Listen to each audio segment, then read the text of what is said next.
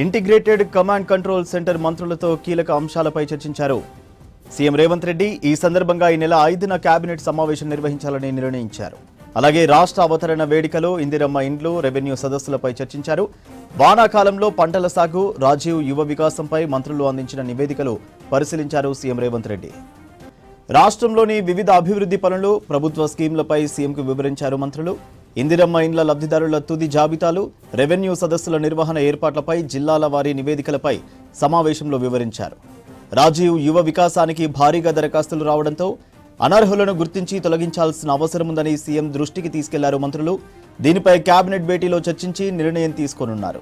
అలాగే ఉద్యోగుల సమస్యలపై కమిటీ నివేదికను సీఎం రేవంత్తో పాటు మంత్రులకు వివరించారు డిప్యూటీ సీఎం బట్టి విక్రమార్క. దీనిపై కూడా కేబినెట్ సమావేశంలో నిర్ణయం తీసుకోనున్నట్లు తెలుస్తోంది. మరోవైపు ధాన్యం కొనుగోళ్ల ప్రక్రియపై మంత్రి ఉత్తమ్ కుమార్ రెడ్డిని అభినందించారు మంత్రులు. ఇంటిగ్రేటెడ్ కమాండ్ కంట్రోల్ సెంటర్లో మంత్రులతో కీలక అంశాలపై చర్చించారు సీఎం రేవంత్ రెడ్డి. ఈ సందర్భంగా ఈ నెల 5న కేబినెట్ సమావేశం నిర్వహించాలని నిర్ణయించారు. అలాగే రాష్ట్ర అవతరణ వేడుకలు, ఇందిరమ్మ ఇండ్లు, రెవెన్యూ సదస్సులపై చర్చించారు. వానాకాలంలో పంటల సాగు, రాజీవ్ యువ వికాసంపై మంత్రులు అందించిన నివేదికలు పరిశీలించారు సీఎం రేవంత్. రాష్ట్రంలోని వివిధ అభివృద్ధి పనులు, ప్రభుత్వ స్కీంలపై సీఎంకు వివరించారు మంత్రులు. ఇందిరమ్మ ఇండ్ల లబ్ధిదారుల తుది జాబితాలు, రెవెన్యూ సదస్సుల నిర్వహణ ఏర్పాట్లపై జిల్లాల వారీ నివేదికలపై సమావేశంలో వివరించారు. రాజీవ్ యువ వికాసానికి భారీగా దరఖాస్తులు రావడంతో అనర్హులను గుర్తించి తొలగించాల్సిన అవసరం ఉందని సీఎం దృష్టికి తీసుకెళ్లారు మంత్రులు.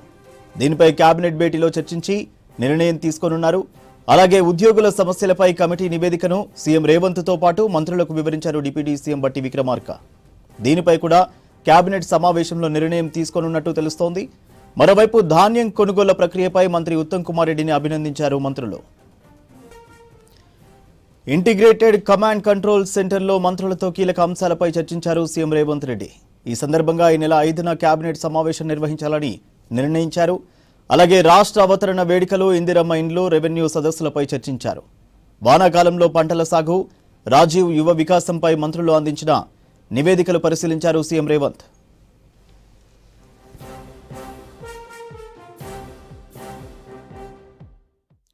రాష్ట్రంలోని వివిధ అభివృద్ధి పనులు, ప్రభుత్వ స్కీంలపై సీఎంకు వివరించారు మంత్రులు. ఇందిరమ్మ ఇండ్ల లబ్ధిదారుల తుది జాబితాలు, రెవెన్యూ సదస్సుల నిర్వహణ ఏర్పాట్లపై జిల్లాల వారీ నివేదికలపై సమావేశంలో వివరించారు. రాజీవ్ యువ వికాసానికి భారీగా దరఖాస్తులు రావడంతో అనర్హులను గుర్తించి తొలగించాల్సిన అవసరం ఉందని సీఎం దృష్టికి తీసుకెళ్లారు మంత్రులు. దీనిపై కేబినెట్ భేటీలో చర్చించి నిర్ణయం తీసుకోనున్నారు. అలాగే ఉద్యోగుల సమస్యలపై కమిటీ నివేదికను సీఎం రేవంత్తో పాటు మంత్రులకు వివరించారు డిప్యూటీ సీఎం బట్టి విక్రమార్క. దీనిపై కూడా కేబినెట్ సమావేశంలో నిర్ణయం తీసుకోనున్నట్టు తెలుస్తోంది. ఇక మరోవైపు ధాన్యం కొనుగోలు ప్రక్రియపై మంత్రి ఉత్తమ్ కుమార్ రెడ్డిని అభినందించారు మంత్రులు. డీటెయిల్స్ యాదగిరి అందిస్తారు. యాదగిరి, కమాండ్ కంట్రోల్ సెంటర్లో మంత్రులతో సీఎం భేటీ ముగిసింది కదా, ఏ అంశాలపై చర్చించారు? సూర్య, ఇవాళ మంత్రులతో CM Revanth Reddy command control centre లో సమావేశం అయ్యారు. అయితే ఇందులో ప్రధానంగా 4 అంశాలను ప్రధాన ఎజెండాగా తీసుకుని ఆ అంశాల మీదని చర్చించారు.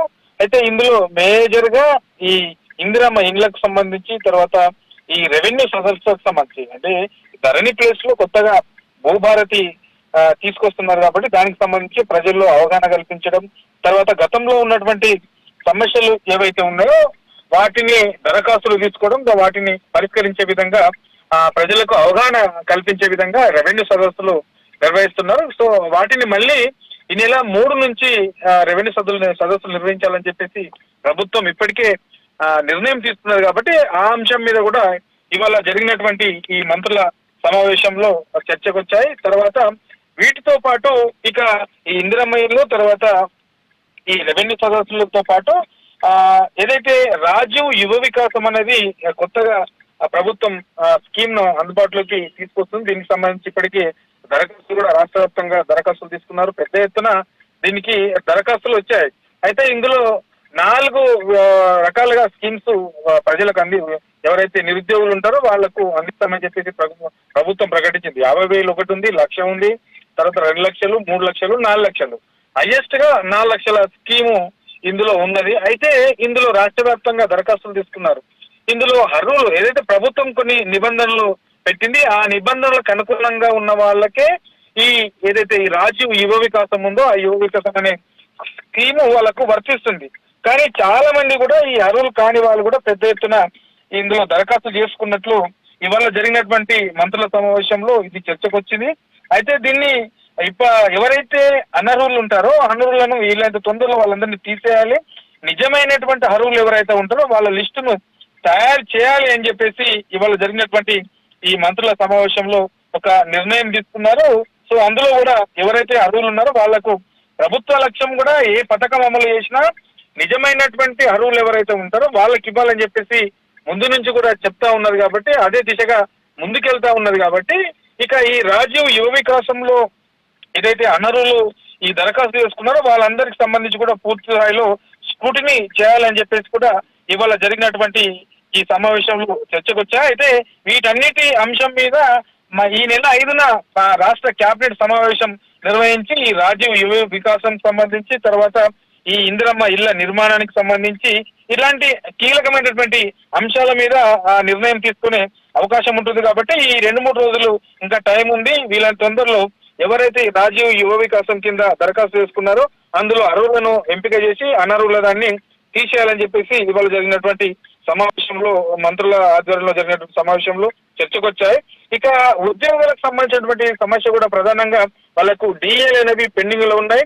సో ప్రభుత్వము ఏదో ఒకటి తీపి కబురు చెప్తుంది అని చెప్పేసి ఉద్యోగులు కూడా భావిస్తున్నారు. దీని మీద ఇప్పటికే ఈ ఉద్యోగులకు సంబంధించి గత 10 ఏళ్ల కాలం నుంచి కూడా ఇలాంటి వీళ్ళ డిమాండ్స్ ఉన్నాయి. సో ఏ సమస్యలు ఉన్నాయి, వాళ్ళు ప్రధానంగా ఏ సమస్యలు లేవనెత్తుతున్నారు అనే దాని మీద ప్రత్యేకంగా ఒక 3-మెన్ కమిటీని ప్రభుత్వం ఇప్పటికే నియమించింది. ఆ 3-మెన్ కమిటీ నిన్న మంత్రివర్గ ఉపసంఘానికి వాళ్ళ ఒక నివేదికను కూడా ఇచ్చారు. సో ఆ నివేదిక మీద కూడా ఇవాళ జరిగినటువంటి ఈ సమావేశంలో చర్చించారు. సో దాని మీద కూడా రేపు ఏదైతే ఈ నెల 5న కేబినెట్ సమావేశం నిర్వహించాలని చెప్పేసి ప్రభుత్వం భావించిందో ఆ రోజు ఈ ఉద్యోగుల సమస్యలకు సంబంధించిన దాని మీద ఈ 3-మెన్ కమిటీ ఏదైతే నివేదిక ఇచ్చిందో దాని మీద కూడా చర్చించి దాని మీద కూడా ఒక అవకాశం అయితే ఉంటుంది.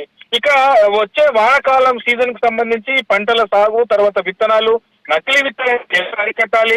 తర్వాత ఈ వర్షాలు ఈసారి ముందుగానే వచ్చాయి కాబట్టి దానికి అనుగుణంగా రైతులు ఎలాంటి పంటలు వేసుకోవాలి, వాళ్ళకి అవగాహన ఎట్లా కల్పించాలి అనే అంశంలో కూడా ఇవాళ జరిగినటువంటి ఈ సమావేశంలో చర్చకు వచ్చాయి. వీటితో పాటు ఈ ధాన్యం కొనుగోలు ప్రక్రియ కూడా ఇప్పటి వరకు జరిగినటువంటి ఈ ప్రక్రియ చాలా మంచిగా జరిగింది అని చెప్పేసి ఆ శాఖకు సంబంధించినటువంటి మంత్రి ఉత్తమ్ కుమార్ రెడ్డిని మంత్రులు కూడా ఇవాళ జరిగినటువంటి సమావేశంలో అభినందించారు. ఇట్లా ఓవరాల్ గా ఈ ధాన్యం కొనుగోలు తర్వాత ఈ వానాకాలం సంబంధించినటువంటి పంటల సాగు తర్వాత ఇందిరమ్మ ఇల్లు ఇట్లా ఈ 4 ఇంకోటి ఈ ఏదైతే రాజీవ్ యువ వికాసం స్కీమ్ ఉందో ఈ 4-5 అంశాలను ప్రధాన ఎజెండాగా తీసుకొని ఇవాళ చర్చించారు. ఇక ఈ నెల 5న నిర్వహించే ఈ కేబినెట్ సమావేశంలో మరికొన్ని కీలక నిర్ణయాల మీద కేబినెట్ ఆమోదం తెలిపి ప్రజలకు కూడా మరికొన్ని అంశాల మీద ఒక క్లారిటీ ఇచ్చే అవకాశం అయితే ఉంటుంది సూర్య.